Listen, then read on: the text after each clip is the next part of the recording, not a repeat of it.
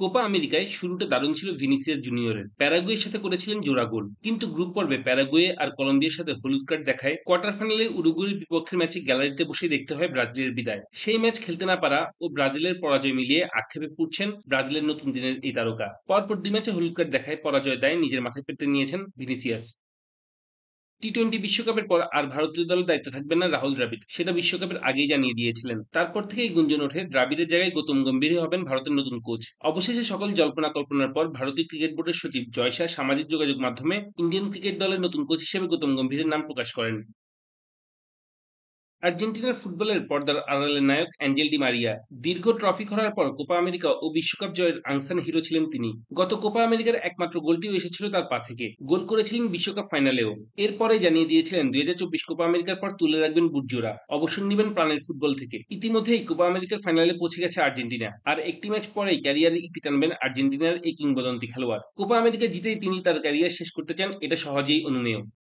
সময়টা মোটেই ভালো যাচ্ছে না সাকিব আল হাসানের। যুক্তরাষ্ট্রের ফ্র্যাঞ্চাইজি টুর্নামেন্ট মেজর ক্রিকেট লিগে লস এঞ্জেলস নাইট রাইডার্সের হয়ে প্রথম দুই ম্যাচে ব্যাট হাতে ফিরে আসার ইঙ্গিত দিয়েছিলেন সাবেক বিশ্বসেরা এই অলরাউন্ডার। প্রথম ম্যাচে ১৩ বলে ১৮ রানের পর দ্বিতীয় ম্যাচে করেছিলেন ২৬ বলে ৩৫, কিন্তু তৃতীয় ম্যাচে ব্যাট হাতে আবারও ব্যর্থ হলেন সাকিব, করেছেন ৭ বলে মাত্র ৭ রান। অন্যদিকে সেই বিশ্বকাপ থেকেই বল হাতে নিজের নামের প্রতি সুবিচার করতে পারছেন না সাকিব। জাতীয় দলের হয়ে মেসির শুরুটা হয়েছিল ২০০৫ সালে। ক্যারিয়ারের শেষ বেলায় এসে মেসিও খেলে ফেলেছেন একটি একটি করে মোট ৭টি কোপা আমেরিকা। মেসির ক্যারিয়ারে প্রথম কোপা আমেরিকা খেলেছিলেন ২০০৭ সালে।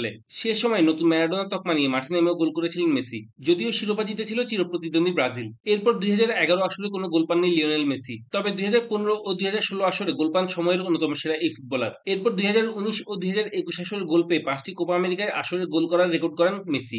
২০২৪ কোপা আমেরিকাতে আবারও গোল খরায় ভুগছিলেন মেসি। অবশেষে সেমিফাইনালে গোল করে সেই খরা কাটান তিনি। একই সাথে কোপা আমেরিকার ৬টি আসরে গোল করার এক অনন্য রেকর্ডের মালিক হয়ে যান মেসি। বয়সটা এখন ৩৯, আগের মতো সেই গতিও নেই। ২০২৪ আসর মিলিয়ে খেলে ফেলেছেন মোট ৬টি ইউরো। যদিও আগেই জানিয়ে দিয়েছিলেন এটিই হবে তার ক্যারিয়ারের শেষ ইউরো, কিন্তু এখনই ফুটবলে মাঠ ছাড়তে নারাজ সময়ের অন্যতম সেরা ফুটবলার ক্রিস্টিয়ানো রোনালদো। এবারের ইউরো মোটেই ভালো যায়নি তার। দেড় যুগের ক্যারিয়ারে এই প্রথম বড় কোনো টুর্নামেন্টে গোল করতে ব্যর্থ হলেন পর্তুগিজ এ তারকা। এমনকি মিস করেছেন একটি পেনাল্টিও। তবে ২০২৬ বিশ্বকাপ খেলতে মুখিয়ে আছেন রোনালদো, জানিয়ে দিয়েছেন ফিট থাকলে খেলতে চান পরের বিশ্বকাপও। ২০০৩ সালে অভিষেক হওয়া রোনালদো জাতীয় দলের হয়ে এখন পর্যন্ত ২১২ ম্যাচ খেলে করেছেন ফুটবল ইতিহাসে সর্বোচ্চ ১৩০টি আন্তর্জাতিক গোল। এবারও কোপা আমেরিকার ফাইনালে চলে গেল বর্তমান চ্যাম্পিয়ন আর্জেন্টিনা। সেমিফাইনালে কানাডাকে ২-০ গোলে হারিয়েছে মেসির দল। এই ম্যাচে এই আসরের প্রথম গোলে দেখা পেয়েছেন মেসি, আর এক ম্যাচ জিতলেই বিশ্বকাপের পর আরও একটি শিরোপা নিজেদের করে নেবে আলবিসেলেস্তেরা। এই ম্যাচ শেষে আন্তর্জাতিক ক্যারিয়ারে অবসরের ইঙ্গিত দিয়েছেন সর্বকালের অন্যতম সেরা ফুটবলার মেসি, জানিয়েছেন এটিই তার ক্যারিয়ারের শেষ কোপা আমেরিকা।